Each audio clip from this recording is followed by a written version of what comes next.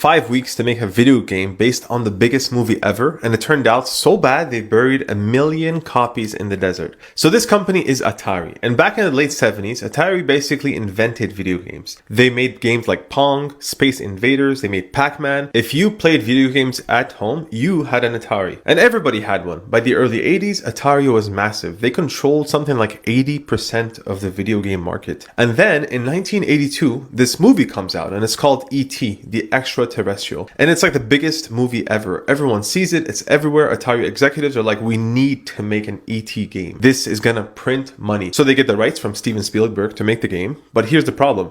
It's already July and they want the game out by Christmas. That's only 5 months away. And normally to make a good video game takes something like a year. So Atari doesn't care. They want it for Christmas. So they call up this guy called Howard Scott. And Howard is one of their best developers. He made some of their most popular games. So they're like, Howard, you're the guy, make us an ET game. And Howard's like, okay, cool. When do you need to buy? And they're like, Christmas. He's like, wait. That's 5 months away. That's impossible. And they're like, you know what? Actually, we need time for manufacturing and cartridges and all this other stuff. So you actually just have 5 weeks. Howard's like, that's impossible. You can't make a good game in 5 weeks. But Atari is like, if anybody can do it, you can do it. Figure it out. And so Howard actually agrees and he starts to work on it. So for 5 weeks straight, Howard is working nonstop, barely sleeping. They're trying to build this game and he actually does finish it. But here's the thing. It's not good. It's confusing. The controls are bad. There's constant glitches and it's not fun, but it's done and Atari needs it right now. So Atari manufactures 5 million copies of the game. That's more copies than there are Atari consoles at home. They're